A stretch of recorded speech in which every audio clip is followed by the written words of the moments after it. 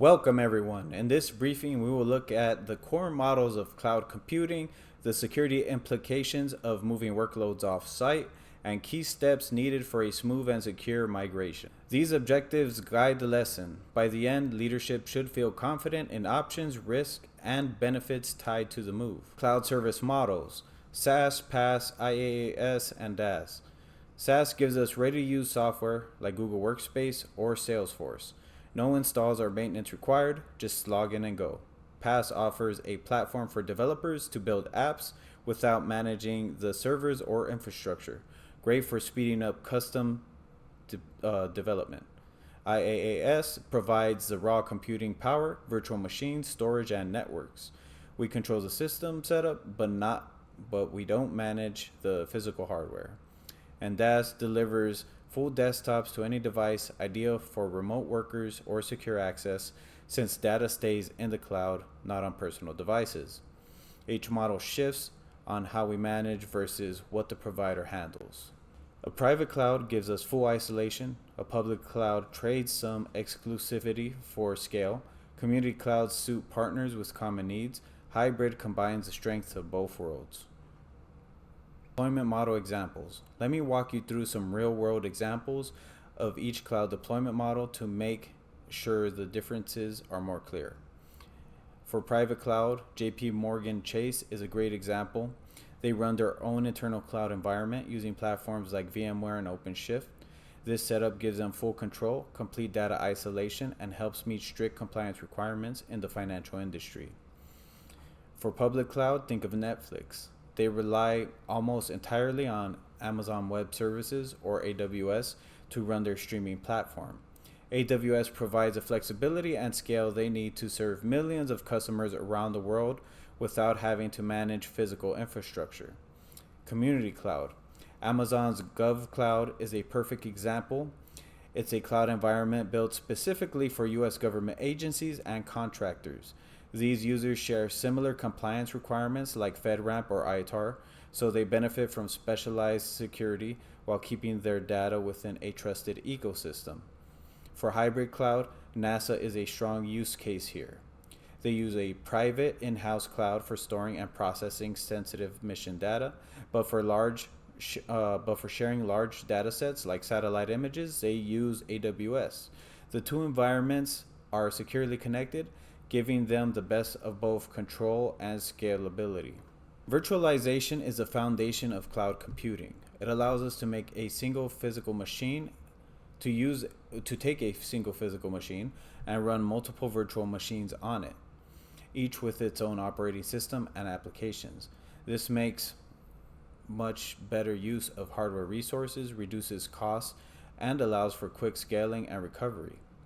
There are different types of virtualization: server virtualization, which lets one server act like many; storage virtualization, which pulls multiple physical storage devices into one single storage unit; and network virtualization, which segments and manages network traffic more efficiently.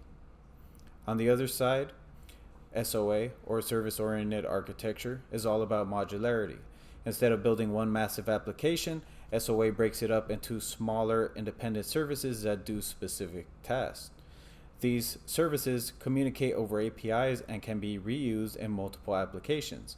This improves agility, simplifies updates, and makes it easier to troubleshoot and scale specific functions.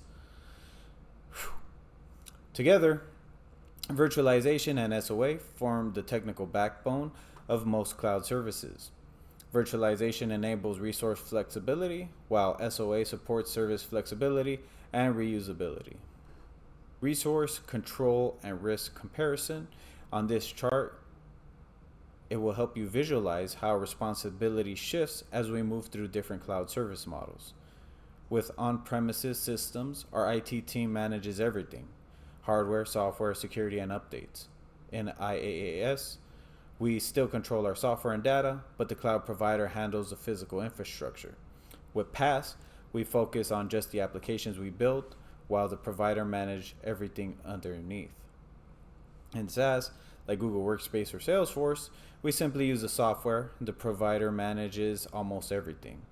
As we move from on-premises to SaaS, We gain efficiency and reduce the need for in-house resources, but we also become more dependent on the provider's network performance and security. That's why it is important to clearly define who is responsible for what and ensure that those controls are in place. Security threats and mitigations. Most cloud security issues don't come from advanced hackers. They usually happen because of simple missteps on our end. Some missteps include poor configuration and weak identity controls. Ways we can mitigate that are strong identity management by enforcing unique user accounts, strong passwords, and multi-factor authentication. We limit who can access what, and we can track their activity. Encryption, if we encrypt sensitive data, both when it's stored and transmitted. Even if someone intercepts it, they can't read it without proper decryption key. Monitoring. With real-time alerts and security logs, we can detect suspicious activity. For example, someone logging in at a foreign country at 3 a.m. and take action before damage is done. These steps are not just technical best practices, they're essential business safeguards that protect our data, our customers, and our reputation. Storage and legal issues. Know where the data sits, who may access it, and how long it stays. Work with counsel to map any regulatory duties in every region that your business is located. So my key recommendations. When moving to the cloud, a phased approach means we do not move everything all at once. Instead, we start small with one application, system, and department.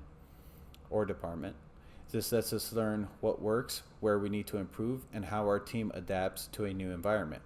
It reduces the risk and avoids costly surprises at full scale. For example, we might start by migrating our internal file storage or email platform to the cloud. From there, we evaluate performance, cost, and security, and user feedback. Once we're confident, we gradually move more critical systems like customer databases or financial applications. Alongside this, it's vital to define the shared responsibility model with our cloud provider. In other words, we need to be crystal clear on what the provider secures and what remains our responsibility. For instance, the provider might secure the physical servers and networking, but we're still responsible for user access, data encryption, and compliance. Lastly, we need to keep our security and governance controls up to date.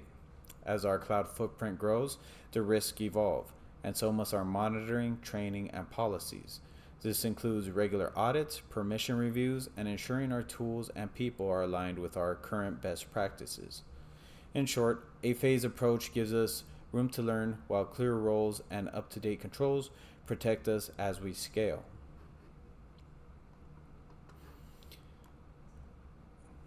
These are all my references for my presentation.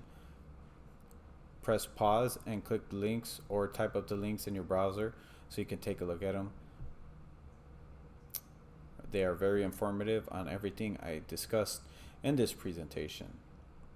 And if you like this presentation, please do me a favor. Please hit that like button, subscribe, and share with other cybersecurity professionals. If you have any feedback or anything to add to this presentation, please leave a comment below. And that's it. I hope you enjoyed this video. Talk to you soon. See you in the next one.